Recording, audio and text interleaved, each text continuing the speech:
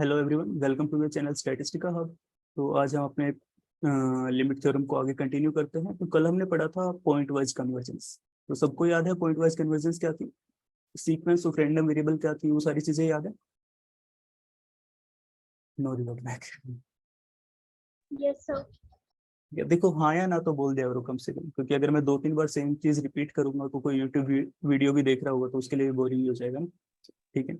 तो तुम्हें याद होगा कि हमारे सीक्वेंस क्या थी, हम उसको एक एक अलग अलग सीक्वेंस बना दे रहे थे रियल नंबर के, और हर एक जो सीक्वेंस बन रही थी इंडिविजुअल, अगर वो कन्वर्ज कर जा रही थी तो हम बोल रहे थे कि हाँ भैया ये पॉइंट वाइज कन्वर्जेंस है।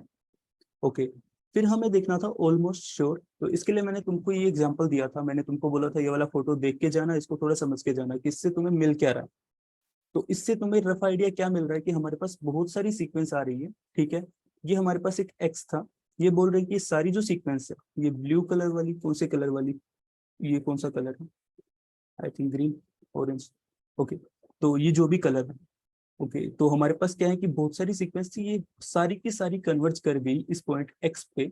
लेकिन एक जो सीक्वेंस है वो नहीं की, और उसके साथ इन लोगों ने साथ में लिखा हुआ है कि विद प्रोबेबिलिटी 0। तो इसका क्या मीनिंग है, कोई कुछ बताएगा? कुछ भी बताओ, कुछ भी कमेंट करो।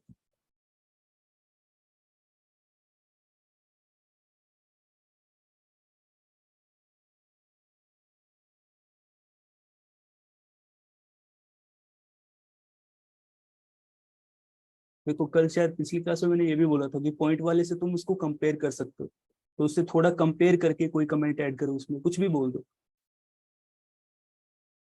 कि अगर मैं बोल रहा हूँ कि ऑलमोस्ट श्योर है, और यहाँ पे डायग्राम सा दिख रहा है, उसमें हमें कुछ दिख रहा है कि भैया एक कोई है जो कि बाहर जा रही है, जो कन्वर्ज नहीं कर रही, और फिर उसके साथ लिखा है कि विद प्रोबेबिलिटी 0, तो इसका मतलब क्या है?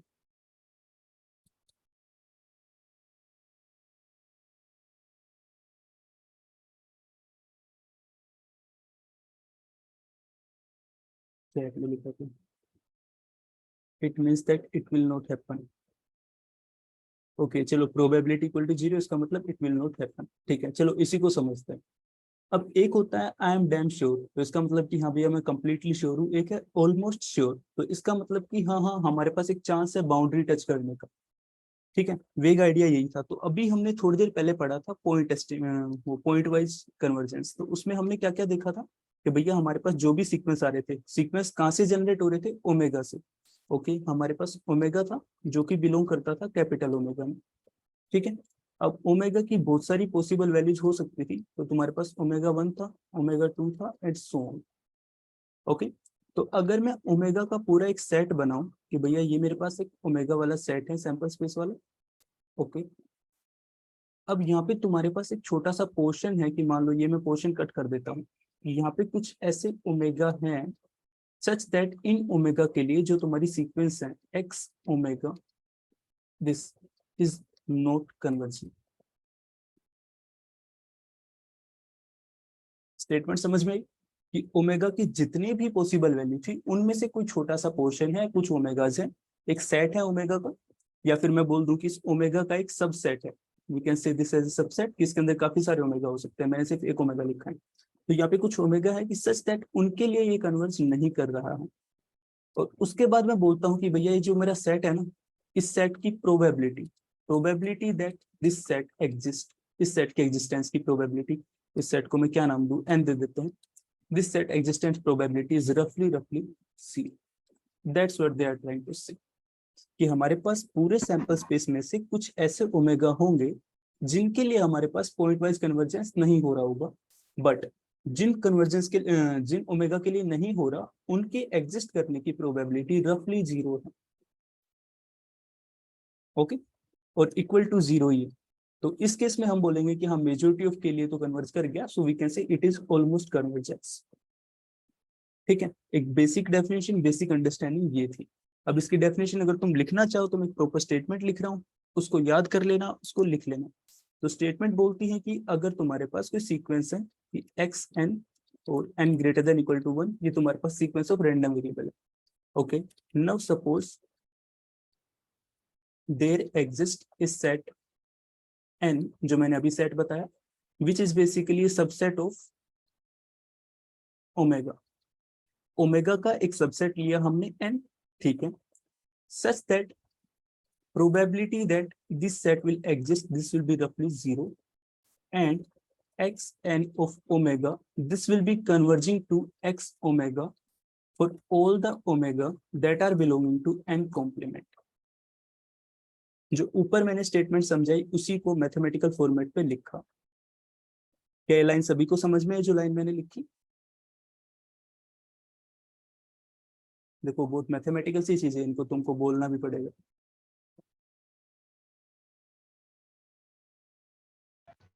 एक बार डेफिनेशन को फिर से एक्सप्लेन कर दीजिए जो आपने Sure. बताया। हाँ देखो दोबारा करते हैं। तो हमारे पास क्या है कि हमारे पास एक कंप्लीट ओमेगा था सैंपल स्पेस, जहाँ पे हमारे अलग अलग ओमेगा आ रहे थे, जहाँ पे हमें सीक्वेंस जनरेट हो रही थी। ठीक है, सीक्वेंस ऑफ रैंडम वेरिएबल हमारे पास जनरेट हो जा रही थी। अब मैंने क्या किया कि भैया हमारे पास हर एक सीक्वेंस अगर पॉइंट वाइज कन्वर्ज कर जा रही थी तो हम उसको बोलते थे पॉइंट वाइज कन्वर्जेंस। ठीक है, अब ये पॉइंट वाइज कन्वर्जेंस नहीं है, सो टेक्निकली हमें कुछ ऐसे पॉइंट मिलने चाहिए जहां पे हमारे पास पॉइंट वाइज कन्वर्जेंस ना हो। तो पहले मैंने ऊपर यही समझाया कि पूरा जो ओमेगा था उसके सेट में से उसका एक सबसेट मिलेगा सच दैट इसके लिए ये कन्वर्ज नहीं करेगी। ओके, उसके बाद मैंने बोला कि इस सेट के एग्जिस्ट करने की प्रोबेबिलिटी इन एंड अराउंड रफली रफली 0 होगी, तो उस केस में हम बोल देंगे कि हाँ भैया ऑलमोस्ट श्योर कन्वर्जेंस। ठीक है, इसको मैथमेटिकल फॉर्मेट पे लिखा कि हमारे पास कोई सीक्वेंस थी, suppose that there exist a set n which is a subset of omega such that इस सेट की प्रोबेबिलिटी है 0। ये मैं अभी एक एग्जांपल दूंगा, उसमें शायद थोड़ा समझ आए। तो अभी मैंने ग्रुप पे जो पीडीएफ भेजी थी उसका इसी को एक्सप्लेन करने में रिक्वायरमेंट होगी। ठीक है, तो जो बोरल सेट और वो लेबेसगी मेजर में मैंने लिखा था कि बी माइनस ए वाला याद करना है, उसका भी यूज करेंगे। तो मेरे पास कुछ ऐसा है कि मेरे पास सच दैट पी एन इसकी प्रोबेबिलिटी है 0, एंड जो हमारे पास सीक्वेंस थी वो कन्वर्ज कर जा रही है ऑक्स ओमेगा पे for all the values of omega which are not a part of this set. ठीक है, समझ में आया? हाँ भैया। ओके, सिंपल सी बात है, इसको एकदम सिंपल वर्ड में देख लेते हैं कि हाँ भैया अगर तुम आईआईटी में आओगे, ठीक है, तो जितने भी बच्चे आए आईआईटी में उसको मैं बोल देता हूँ कि हाँ भैया वो आईआईटी में आए, सो दे विल बी स्टडिंग, और मैं कन्वर्जेंस को बोल देता हूँ सक्सेस, कि हाँ एट द एंड उनको सक्सेस मिल जाएगी, प्लेसमेंट मिल जाएगी, हो जाएगा वो हो जाएगा। अब उनमें से कुछ ऐसे बच्चे भी हो सकते हैं जिनकी प्लेसमेंट नहीं लगी, ठीक है, लेकिन उनका चांस बहुत कम है, उनके एग्जिस्ट करने की प्रोबेबिलिटी रफली 0 है, तो हम बोल देंगे हाँ ऑलमोस्ट सब कन्वर्ज कर जाएंगे सक्सेस को। कहने का मीनिंग ये, ठीक है, मतलब एक होता है ना कि छोटी मोटी गलतियां हम इग्नोर कर देते हैं, अगर पूरे वीडियो में एक लाइन गलत बोल गया तो इसका मतलब ये तो नहीं है पूरा ही गलत पड़ा है। तो बस बेसिक आइडिया वो है। ठीक है, अब एक एग्जांपल लेते हैं इसके लिए। तो इसको मतलब इसके बाद हमारे पास क्या है कि कुछ ऐसा हो रहा होगा, then we just say that जो एक्स एन ओमेगा है हमारे पास, this is almost sure converging to x omega. Okay, ये स्टेटमेंट है।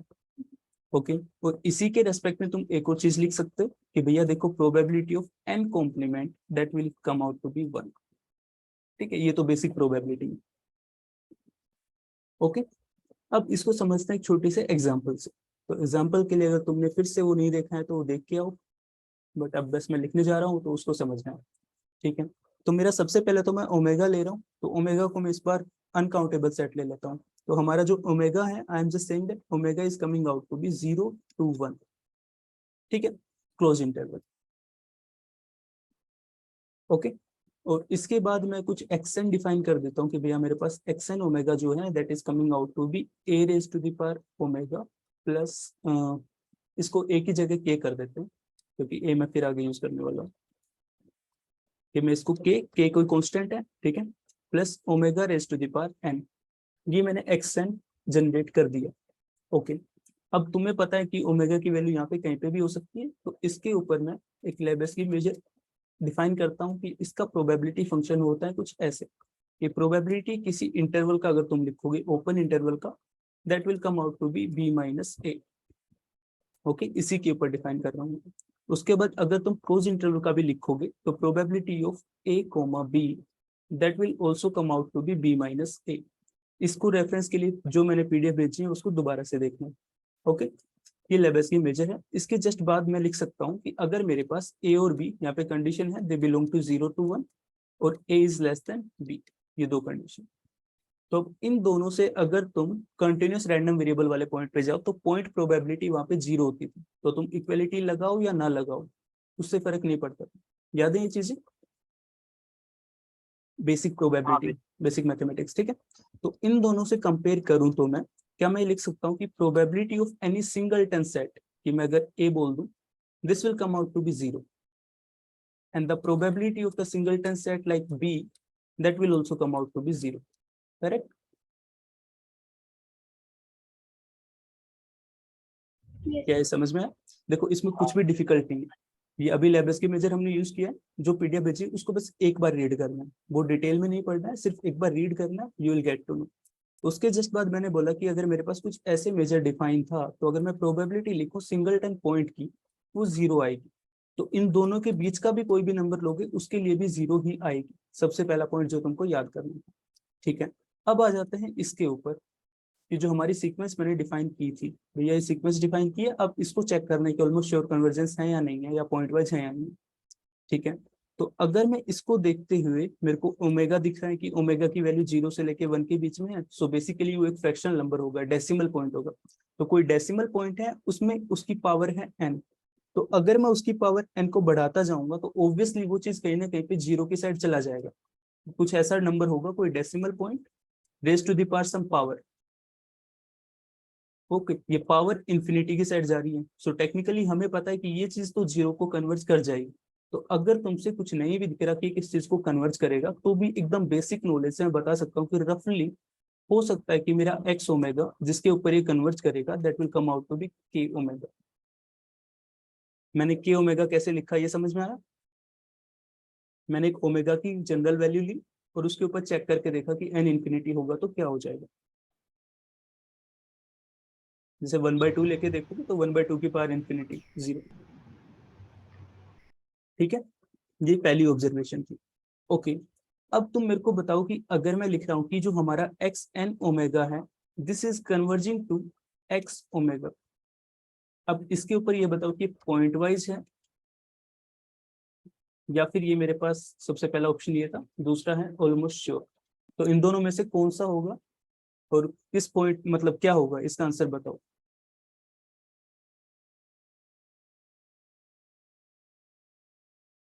Just think about this one, बहुत आसान सा है, तुम्हें दिख भी रहा है सामने, सारी चीजें लिख के दी हैं मैंने।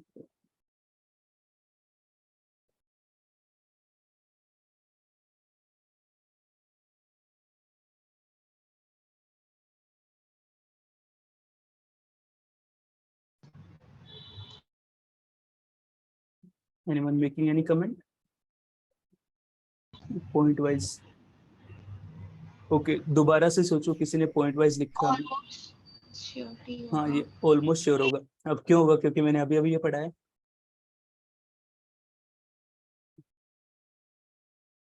आरती ने आंसर किया था ना शायद, इसने किया था, I हाँ, don't know। क्योंकि जो आप जो डेफिनेशन चीजें बता रहे हो उस अकॉर्डिंग यहाँ पे हाँ, तो अगर तुम इसको बोल रहे हो ऑलमोस्ट श्योर, तो तुम्हें क्या कोई ऐसा सेट मिला जिसकी प्रोबेबिलिटी 0 है और वहां पे ये कन्वर्ज नहीं कर जा रहा?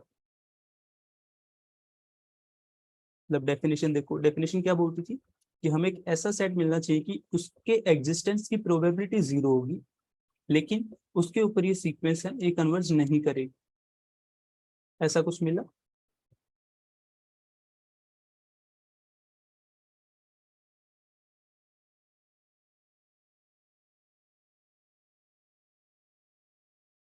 देखो अभी मैंने जो सेट तुम्हें यहाँ पे डिफाइन किया था जो मेजर, उसके अकॉर्डिंग हमें पता है कि probability that omega will be taking a value 1, that will be coming out to be 0, correct. अब अगर मेरा ओमेगा होगा 0 से लेके 1 तक, 1 पे ओपन इंटरवल रख रहा हूँ, ठीक है। ओमेगा कहाँ से? 0 से लेके 1 तक, 1 पे open interval.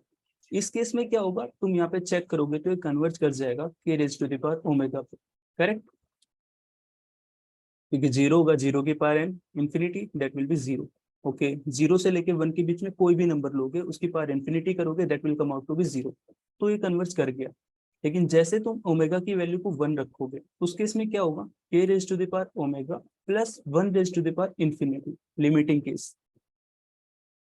Okay. Indeterminate form, you can't say that this is going to converge, तो इस केस में हमें पता चला कि भैया जो हमारे पास जो एक्स एन है, this is not point wise convergence to x omega. ठीक है, यहाँ पे भी ओमेगा लिखना, but we can say that x and omega, this is almost sure convergence at x omega, because यहाँ पे पॉइंट प्रोबेबिलिटीज की जीरो हो जा रही है। तो हमें एक सेट मिला है, एन एक सेट मिला है जिसके अंदर सिर्फ एक एलिमेंट है, और जिस मेजर पे हमने इसको डिफाइन किया था वहां पे उसके एग्जिस्टेंस की प्रोबेबिलिटी जीरो होती है। ठीक है, तो सर किसी भी रिपीट बुक्स, कर दीजिए। ओके, हाँ मैं बोल रहा था कि देखो हमें क्या देखना था, हमें कोई ऐसा ओमेगा ढूंढना था जहाँ के ऊपर ये कन्वर्ज ना करे। ठीक है, अगर तुम्हें कोई भी ऐसा ओमेगा मिल गया कि जिसके ऊपर एक्स एन ओमेगा थी वो कन्वर्ज नहीं करे, तो ओमेगा की पॉसिबल वैल्यूज थी 0 से लेके 1 तक। Okay, let me change the colour, शायद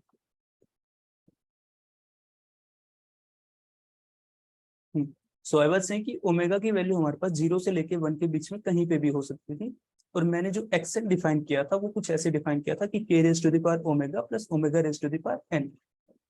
ओके, अब इसके अंदर अगर तुम ओमेगा की वैल्यू को 0 से लेके 1 तक रखोगे, मतलब 1 के इक्वल नहीं होनी चाहिए, ओपन इंटरवल, यहाँ पे मैंने ओपन इंटरवल डिफाइन किया, तो इसमें क्या होगा, तुम्हारा एक डेसिमल पॉइंट होगा, like 1/2, 1/3, 1/4, so on, this type का नंबर होगा। तो ऐसे नंबर की पावर अगर तुम इंफिनिटी करोगे, that will come out to be zero, correct. Yes sir. तो हमने बोला कि अगर ओपन इंटरवल रखेंगे तो यहाँ पे तो हमारा जो एक्स एन ओमेगा था, this will converge to k raise to the power omega. Okay, और अगर मैं उसमें ओमेगा की वैल्यू को अगर 1 रख देता हूँ तो उस केस में क्या होगा, उस केस में कुछ इस फॉर्मेट पे चला जाएगा, k raise to the power omega plus 1 raise to the power infinity, correct. तो इसको तो तुम नहीं बोल सकते कि भैया ये कन्वर्ज कर गया, 1 raise to the power infinity 1 नहीं होता है, remember, indeterminate form, calculus. Yes sir. ठीक है, तो यहाँ पे हमें दिखने को मिला कि यहाँ पे कन्वर्ज नहीं कर रहा। ओके, तो हमें ऐसा पॉइंट मिल गया। अब डेफिनेशन के अकॉर्डिंग हमें क्या देखना था, हमें ये देखना था कि इस सेट की प्रोबेबिलिटी भी जीरो होनी चाहिए, तभी हम बोल पाएंगे, क्योंकि हर एक डायग्राम में भी तुमको दिख रहा है विद प्रोबेबिलिटी जीरो, तो इसका कोई मीनिंग था। तो मैंने जिस मेजर के ऊपर इसको डिफाइन किया था, वहां पे हमने देखा था कि इसकी प्रोबेबिलिटीज कुछ ऐसे होती हैं जब मेरे पास ए और बी जीरो के बीच में और 0 और 1 के बीच में लाई करेंगे, तो इसका यूज करके इसकी पॉइंट प्रोबेबिलिटी को मैंने जीरो दिखा दिया, कि प्रोबेबिलिटी दैट ओमेगा अपनी 1 वैल्यू लेगा, इसके चांस जीरो है और उसके ऊपर वो कन्वर्ज नहीं कर रहा, then we just say that this is almost sure convergence. ठीक है, अब ये पॉइंट वाइज कन्वर्जेंस नहीं होगा, क्योंकि कल वाले डेफिनेशन को याद करो, पॉइंट वाइज कन्वर्जेंस का मतलब था कि हर एक पॉइंट के ऊपर कन्वर्ज कर जानी चाहिए, कि तुम जो भी पॉइंट डिफाइन कर रहे हो उसके लिए कन्वर्ज करनी ही चाहिए, लेकिन यहाँ पे इसके लिए 1 के लिए कन्वर्ज ही नहीं कर रही, तो पॉइंट वाइज कन्वर्जेंस नहीं है। ठीक है, समझ में आया। तो जो भी जितना भी मैंने बोला, इस पूरे को अपनी लैंग्वेज में लिख लेना, क्योंकि ये चैप्टर कुछ ऐसा है कि जिसमें मैं कुछ लिखूंगा, किसी बुक में तुम्हें कुछ मिलेगा और किसी बुक में कुछ और मिलेगा, क्योंकि टेक्निकली मैं भी कहीं से पढ़ के ही पढ़ा रहा हूँ, तो हो सकता है सिमिलर भी मिल जाए, लेकिन तुम्हें अपनी लैंग्वेज में लिखना बहुत इंपॉर्टेंट है। ओके,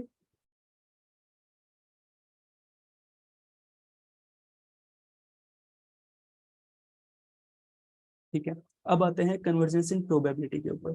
तो ये अब तुम्हारा जैम में जो टॉपिक्स आने वाले हैं ये उससे है, इग्नोर नीचे वाला स्लाइड। ओके, तो बताओ, अब ये डेफिनेशन एक बार रीड करो और मेरे को समझाओ कि इसमें क्या बोलना चाह रहे हैं लोग। ये तुमने पढ़ भी रखी है, इसका मीनिंग क्या होता है सब आइडिया तुमको है। Make any comment.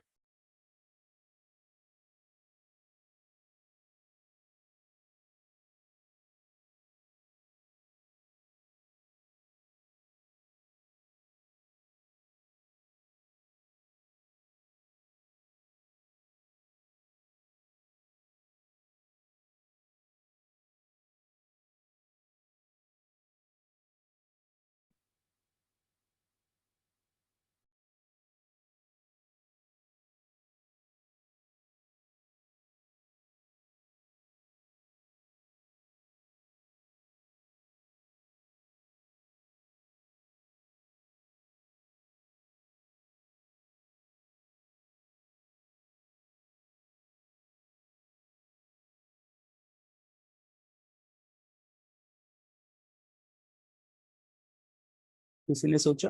देखो जो डेफिनेशन है मैं उसको हिंदी में कन्वर्ट करूंगा, यही इसके एक्सप्लेनेशन है। तो मेरी जगह कोई और भी कर सकता है, तो you can make any comment.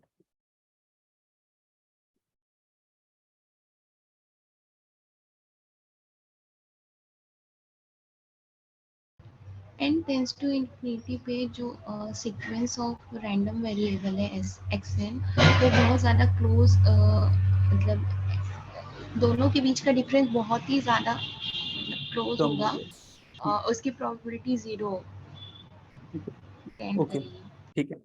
ठीक है, तो हमारे पास हुआ क्या है, तुम्हारे पास एक सीक्वेंस ऑफ रैंडम वेरिएबल है। ठीक है, x1 x2 and so on, हमारे पास एक सीक्वेंस ऑफ रैंडम वेरिएबल है। अब मैं बोलता हूँ कि मेरे पास एक नया रैंडम वेरिएबल है x। अब ये सीक्वेंस इसके अंदर इन प्रोबेबिलिटी कन्वर्ट करवानी है हमको।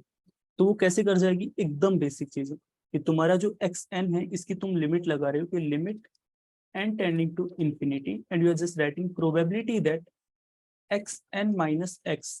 अगर तुम मॉडुलस में ऐसी कोई चीज लिखते हो तो इसका मतलब तुम डिस्टेंस काउंट कर रहे हो। ठीक है, तो अगर तुमने इन्फरेंस पढ़ा हुआ तो कंसिस्टेंसी का मीनिंग ही होता है क्लोजनेस। अगर तुम उसमें बहुत मैथमेटिकल चीजें लिख रखी है, बहुत सारी चीजें लिख रखी होंगी, लेकिन उसको समझने के लिए तुम्हें सिर्फ एक बात याद रखनी है, कंसिस्टेंसी का मतलब कितने क्लोज हैं चीजें। इसको एकदम और जनरल वे में समझना चाहो, देखो इन्फ्रेंस का टॉपिक है, लेकिन ये पे एक दो लाइन बोल देता हूँ। अगर मैं बोलूँ मैं मेरी पढ़ाई को लेकर कंसिस्टेंट हूँ, तो इसका मतलब क्या है कि अगर आज मैंने 2 घंटे पढ़ा हूँ तो कल भी मैं 2 घंटे पढ़ रहा हूँ। अगर मैं गैप ले लूंगा तो गैप आ जाएगा, डिस्टेंस बढ़ जाएगा, तो उस वे में मैं बोलूंगा कंसिस्टेंट नहीं है। ठीक है, एकदम जनरल सिनेरियो वो कंसिस्टेंसी होती थी। तो यहाँ पे भी वही है कि अगर तुम्हारे पास कोई एप्सिलॉन आया है, वो एक पॉजिटिव नंबर है। ठीक है, अब ये बोल रही कि तुम्हारा डिस्टेंस इस एक पॉजिटिव नंबर से जस्ट बड़ा हो, इसकी probability will be 0। Then we just say that जो xn है it is converging into x in probability. So this is the notation, you have to mention this p। Okay, तो इसको more general अगर मैं करना चाहूँ तो इसी की दूसरी स्टेटमेंट भी लिख सकते हो, that limit n tending to infinity probability that mod of xn minus x less than epsilon that will be equal to 1। ठीक है, तो इनमें से तुम कुछ भी लिख सकते हो, यही तुम्हारी कन्वर्जेंस इन प्रोबेबिलिटी। तो जब तुम्हारे कन्वर्जेंस इन प्रोबेबिलिटी का प्रॉब्लम आएगा तो तुम्हें बस उसकी लिमिट फाइंड आउट करनी कि उसकी लिमिट लगा दो उस सीक्वेंस के ऊपर, और वो क्या एग्जिस्ट कर रही है उसके ऊपर तुम क्या बात कर सकते हो, सिर्फ इतना सा काम। ओके, अब मैं एक प्रॉब्लम लिख रहा हूँ, इसको सभी ट्राई करेंगे। There is some example. There is some example. तो मेरे पास एग्जांपल है कि मेरे पास एक सीक्वेंस है, इस सीक्वेंस ऑफ रैंडम वेरिएबल जो कि मैंने लिखी xn, और इस सीक्वेंस का एक पीडीएफ में लिख रहा हूँ, पीएमएफ लिख रहा हूँ कि probability that xn will be taking a value 0 with the probability 1 minus 1 by n, and probability that xn will be taking a value 1, this will be having 1 by n। ठीक है, प्रोबेबिलिटी फंक्शन समझ में आया। xn कुछ ऐसे define है कि उसकी ये दो पॉसिबल वैल्यूज हैं जिनकी रेस्पेक्टिव प्रोबेबिलिटीज कुछ ये। ओके, इसके बाद स्टेटमेंट है कि does xn converge in probability to a random variable। ठीक है, प्रॉब्लम समझ में, एक्सन दे रखा है, उसका प्रोबेबिलिटी फंक्शन दे रखा है, तुम्हें बस ये देख के बताना कि वो किसी एक रैंडम वेरिएबल को एग्जिस्ट करेगा, कन्वर्ज करेगा या नहीं करेगा इन प्रोबेबिलिटी।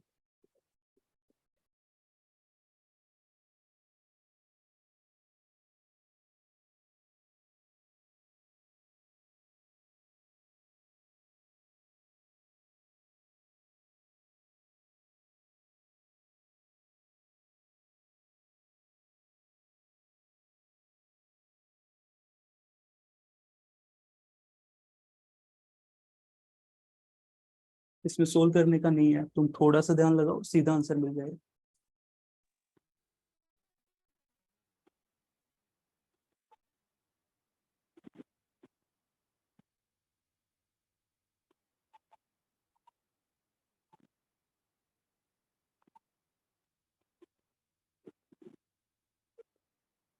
तो तुम्हारे सामने ही आंसर लिखा है इसका। यस भैया कन्वर्ज करेगा वो। कन्वर्ज करेगा, किस पे कन्वर्ज करेगा? Degenerate random variable x equals to 1। हाँ, डिजेनरेट रैंडम वेरिएबल पे करेगा, लेकिन अभी थोड़ा सा गलत है। तुमने बोला ये degenerate random variable x equal to 1 पे कन्वर्ज करेगा, लेकिन x इक्वल टू 1 पे नहीं, 0 पे कन्वर्ट करेगा। हाँ, समवन सेड 0 पे करेगा। ठीक है, तो एक्सप्लेन करो अभी, किसने बोला कि 0 पे कन्वर्ट करेगा, वही एक्सप्लेन करेगा। देखो, जिस पे कन्वर्ट करता था, अगर मैं बोलता हूँ कि जो मेरे पास x है ये एक x के अंदर कन्वर्ट कर गया, तो मेरा क्या था कि xn माइनस x, इसका डिस्टेंस जो था ये लेस देन एप्सन होगा, इसकी प्रोबेबिलिटी 1 थी, करेक्ट। ओके, हाँ अब अगर मैं यहाँ पे लिमिट्स देखूं, तो अगर मैं लिमिट लगाता हूँ इस पहले केस के ऊपर, तो यहाँ पे मेरे पास आ जाएगा कि अगर xn था जो कन्वर्ट कर जा रहा है 0 में, इसके ऊपर लिमिट लगाता हूँ तो प्रोबेबिलिटी आती है 1। तो अगर तुम 0 वाले केस में देखोगे, 1 वाले केस में देखोगे, लिमिट xn अगर कन्वर्ट करवा देता हूँ 1 में, तो उसकी प्रोबेबिलिटी आ रही है 0। तो ये किस में कन्वर्ट कर जाएगा, ऊपर वाले में। That xn will convert to the degenerate random variable जिसकी पॉसिबल x की वैल्यू होगी 0। That's it. ओके, यस ठीक है, ओके। अब एक और प्रॉब्लम दे रहा हूँ, इसको और ट्राई करो। ठीक है, ये एज ए होमवर्क दे रहा हूँ। ठीक है, अभी बस क्लास एंड कर दूंगा, तो ये एज ए होमवर्क रहेगा। ठीक है, तो कन्वर्जेंस इन प्रोबेबिलिटी हो गया, तो इससे रिलेटेड प्रॉब्लम वगैरह ढूंढना, उनको ट्राई करना।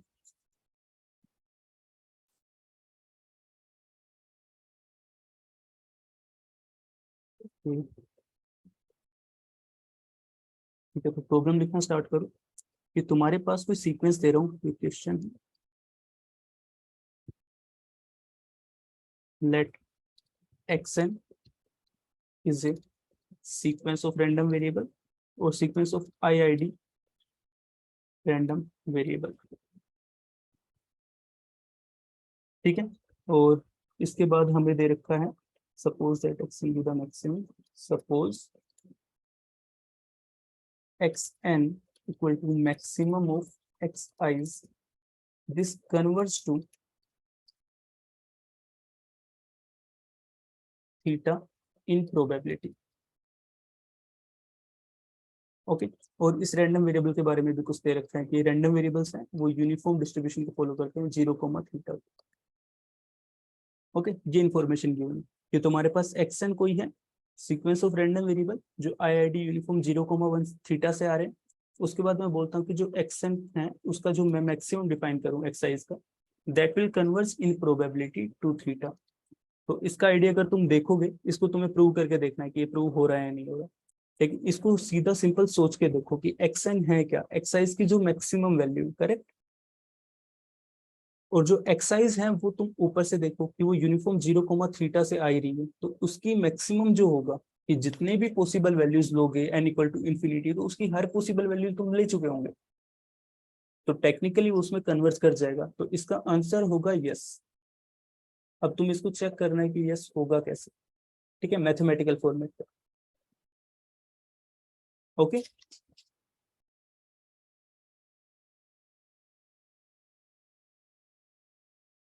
ठीक है, प्रॉब्लम समझ में आया।